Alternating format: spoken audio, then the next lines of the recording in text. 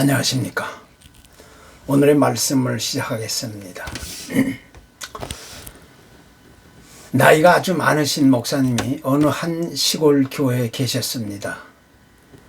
그런데 이 교회에 또 나이 많으신 권사님이 한 분 계셨는데, 이 권사님은 항상 새벽 기도는 물론이고 여러 가지 모임이나 봉사 활동에 아주 앞장서는 분이었습니다. 당연히 많은 그런 성도들로부터 칭찬과 존경이 뒤따랐던 분입니다. 그런데 어느 날 목사님이 새벽 기도를 마치고 사무실에 들어오게 되었는데, 마침 권사님이 뒤쫓아 들어오면서 말을 걸어온 것이었습니다. 물론 그때 사무실 안에는 아무도 없었는데, 그 권사님은 대뜸 목사님에게 하는 말이 목사님 사랑하고 존경합니다, 이렇게 말합니다. 누가 봐도 특별하게 이상한 말같이 느낀 것은 아무것도 없었습니다. 그런데 문제는 그 다음이 문제였습니다. 그 권사님은 대뜸 목사님 사랑합니다, 저 한번 안아주세요, 이렇게 말하는 겁니다.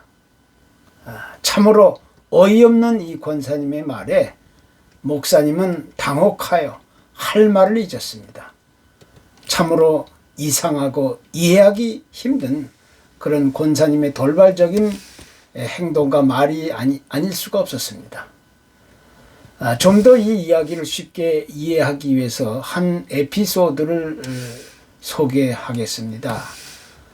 터키의 에게해 해변이라는 그 이즈미르라는 도시에 서머나 기념교회가 있습니다.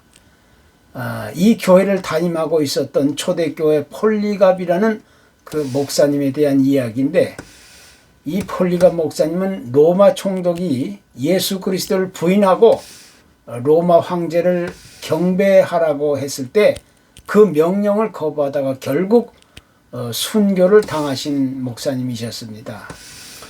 이분이 하루는 제자들과 함께 아주 추운 겨울날 빙판 위를 이제 같이 걸어가게 되었는데, 너무나 조심스럽게 긴장하며 걸어가니까 제자들이 그 모습을 안타까워하면서 물었습니다. 목사님 왜 그렇게 긴장하고 조심스럽게 걸으십니까?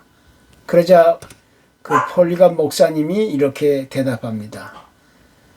내가 하나님의 성전인데 만약 내가 넘어진다면 하나님의 성전이 어떻게 되겠느냐, 이렇게 대답하셨다는 겁니다. 쉽게 지나쳐 버릴 수 있는 이야기인 것 같지만 사실 이 말 안에는 우리 그리스도인들이 반드시 기억해야 할 아주 중요한 의미 있는 말이 들어있는 것입니다.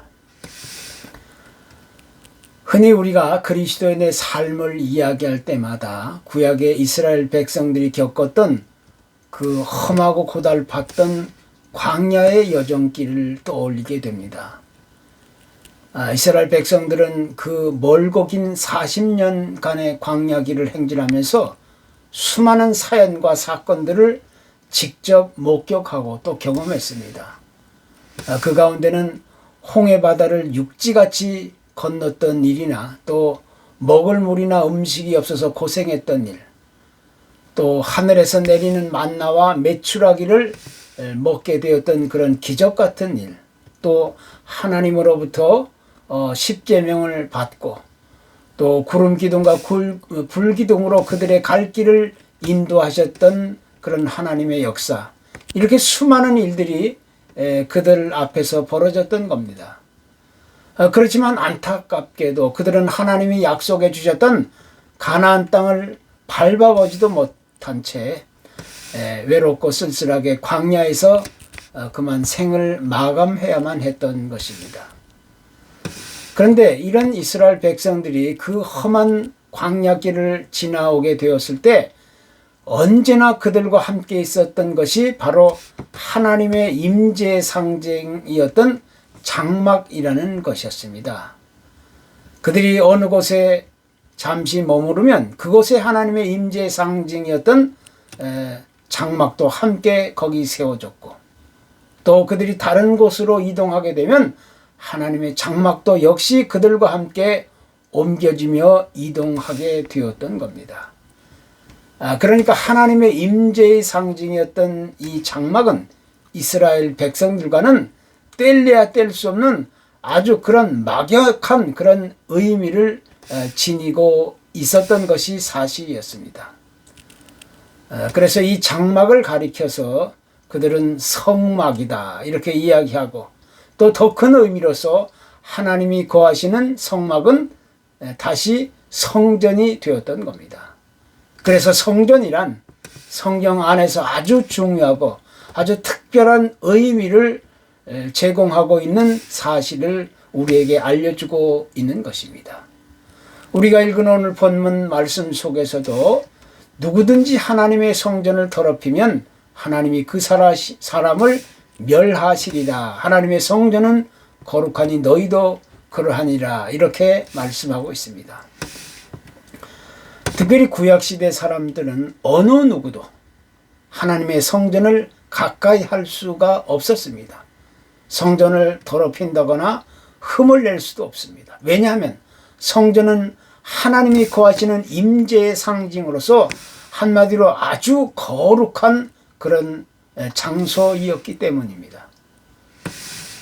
따라서 역사적으로는 이 광야의 장막이 성막이 되었고, 그 다음에 최초의 성전은 솔로몬 왕이 지은 예루살렘 성전이었습니다.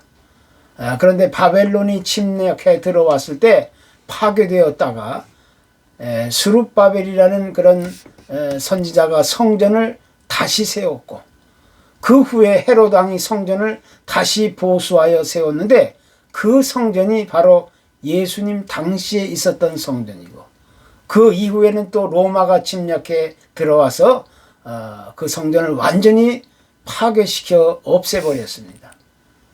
그리고 지금 현재 이 성전의 외벽만 덩그러니 남아있는데, 바로 그것이 오늘날 유대인들이 성지로 여기고 있는 통곡의 벽이 되고 있는 것입니다. 따라서 구약의 장막이나 성막 또는 성전은 하나의 타입, 모형으로서 우리에게 그리스도를 나타내 보여주고 있다는 그런 중요한 상징이 되고 있는 것입니다.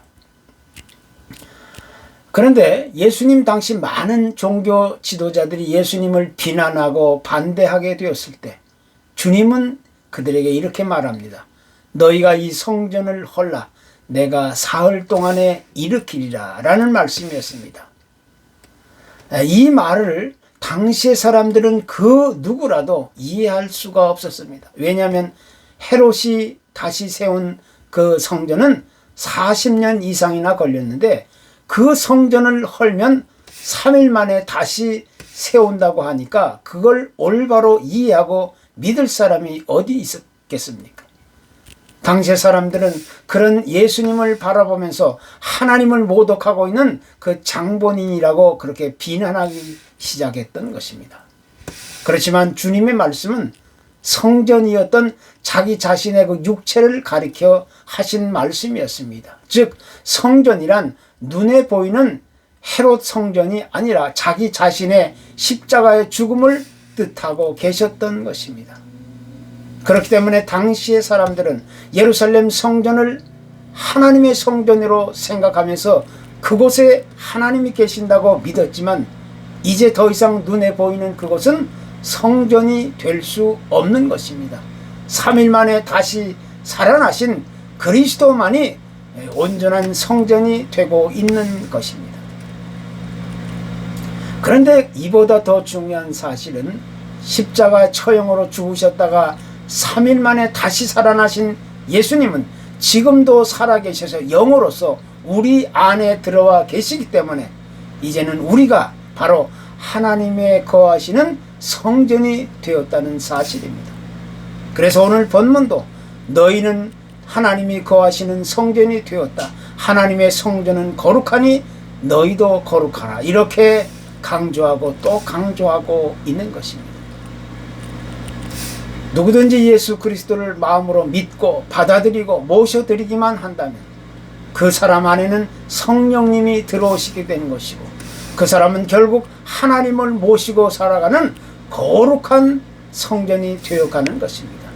그래서 우리는 이제 너희가 하나님의 성전이라 라는 말씀을 귀담아 듣고 마음 깊이 새기고 또 새기면서 우리 앞에 놓인 이 거룩한 삶을 살아갈 수 있어야 하는 것입니다. 우리가 이 세상을 살아가는 동안 돈이 나의 주인이 되고, 나의 가장 큰 관심이 되고, 나의 가장 큰 인생 목표가 되고 방향이라고 한다면 어떻게 되겠습니까?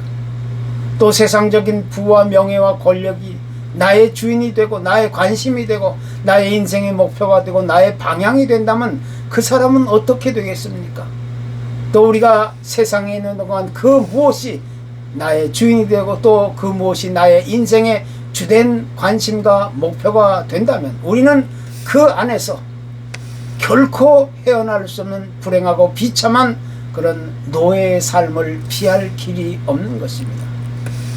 그러나 이제 우리가 그리스도를 마음에 모시고 살아갈 수만 있다면 이제 우리는 하나님이 거하시는 거룩한 성전으로서 이 세상을 보다 아름답고 건강하고 복되게 살아갈 수 있는 그런 행복한 하나님이 사람이 될 수 있는 이야기입니다. 이것이 오늘 본문이 가르쳐 주고 있는 이 복음의 핵심이고 그 명령인 것입니다. 그렇다면 바울 사도는 왜 고린도 교회 성도들을 향하여 이렇게 강력한 메시지를 보내야만 했는가? 우리는 다시 한번 눈여겨보지 않을 수가 없는 것입니다. 당시 이 고린도라는 도시는 국제적인 상업도시였습니다.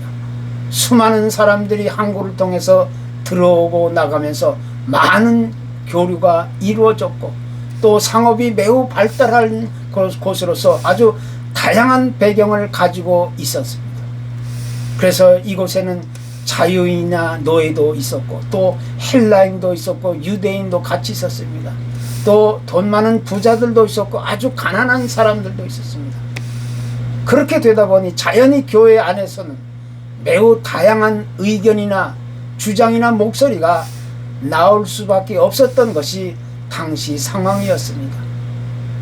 이제 이로 인해서 교회에 들어와 있는 사람들은 제각각 자기 의견이나 주장이나 고집만을 내세우면서 서로 간의 갈등과 불화와 분쟁을 만들어내는 일들이 종종 생기게 되었던 것입니다.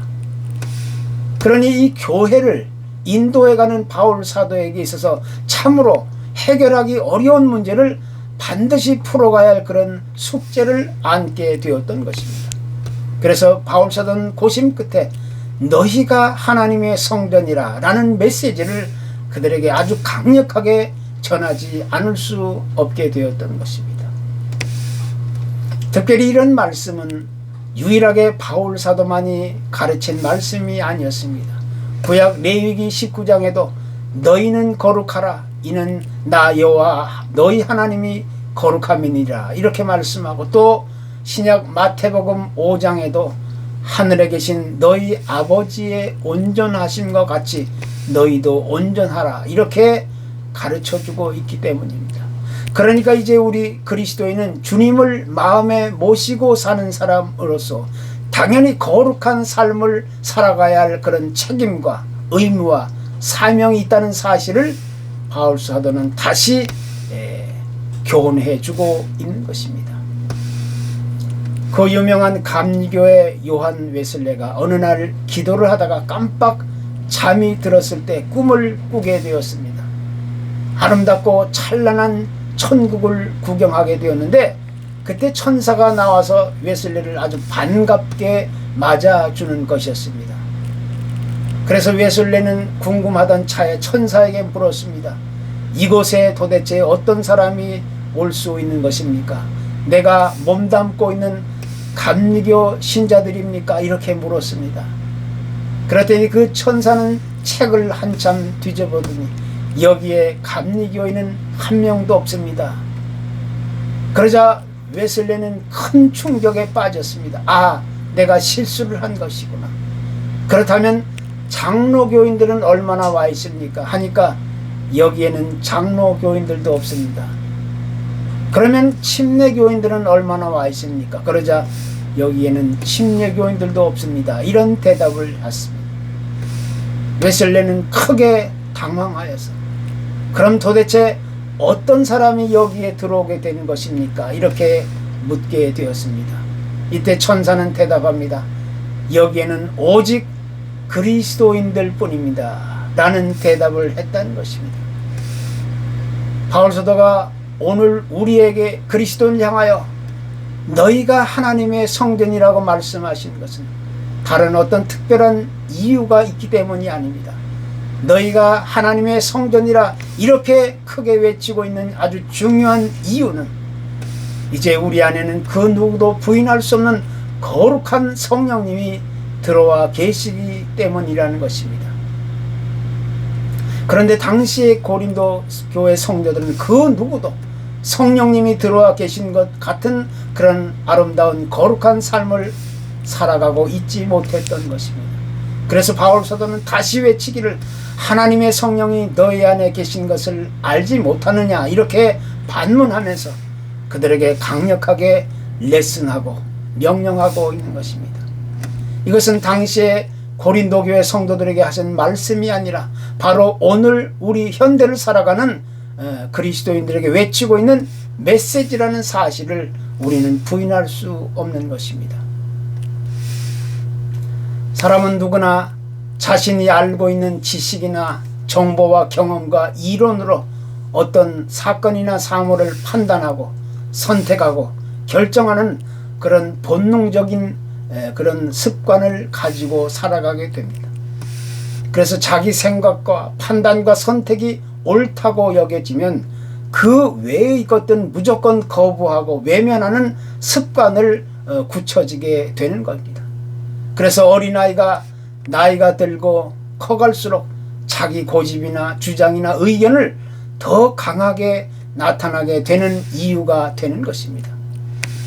그러나 우리의 판단과 선택과 결정이 아무리 옳고 또 잘된 주장이라 했을지라도 결과적으로는 어리석은 일이 되었을 때가 얼마나 많이 있는지 알 수가 없습니다. 우리 인생에 있어서 가장 안전하고 행복한 판단과 선택과 결정은 오직 그리스도의 성령님에 의한 판단과 선택과 결정을 따라가야만 하는 것입니다. 그래서 하나님의 거룩한 성전을 이뤄가며 살아가는 사람은 오직 하나님의 말씀에 의해서 그에게 지배받고 그의 인도를 따르고 그의 다스림을 통해서 세상을 살아가는 사람이 되는 것입니다.